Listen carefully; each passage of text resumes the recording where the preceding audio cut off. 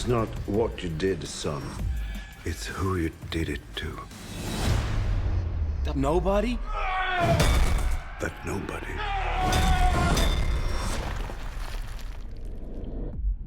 is John Wick.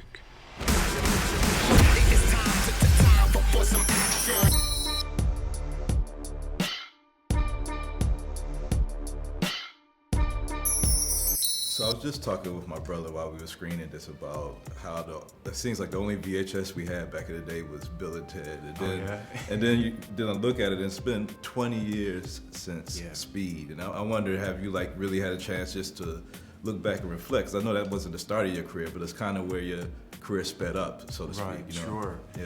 Yeah, with Point Break, Speed, yeah, Bill and Ted's Excellent Adventure. You know, it's cool. It's really nice in these days to meet people who have affection for those films, like that still like Speed and like Point Break and Bill and Ted's. They were highlights in my life, creatively and personally, and so it's cool to look back at that and to have those films appreciated. You know? Yeah.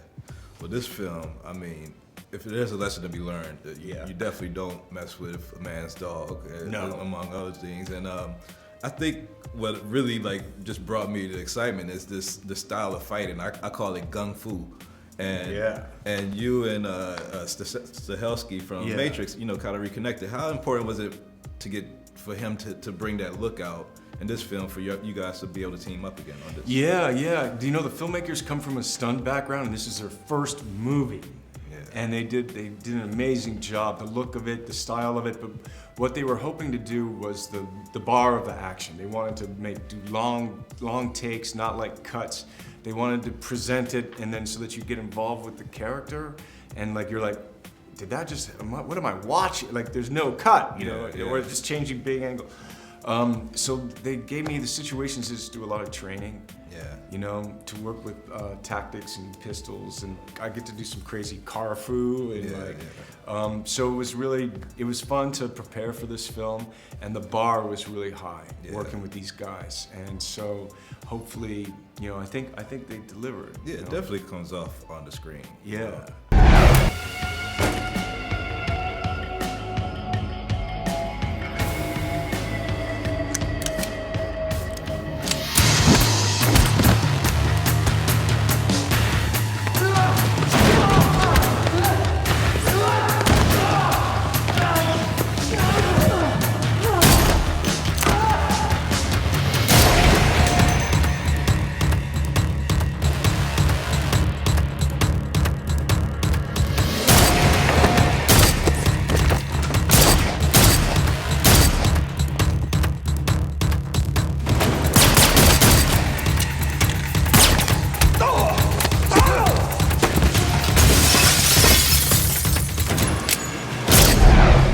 People that have retired, like from Phil Jackson to Jordan to any number of boxers, Lance Armstrong. And I know you never, you know, claimed retirement, but I know you stepped away from film to direct your first feature. Yeah.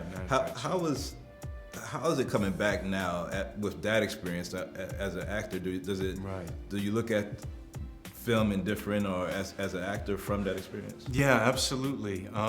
You know, I was past few years been trying to get a little bit behind the camera, a little producing, do a little documentary, doing some films, but to direct and then come back into it, I always knew about this road, like the acting and like what we were doing here, but like how did you get here and what was going on to get here? I didn't know as much about, and so now the past few years, I feel like really connected to the art form in a different way, you know, because I've done all of those, you know, like you know how everything's connected and you've done it and been a part of it. So it just enriches it, you know. All right, and real quick last question. Sure.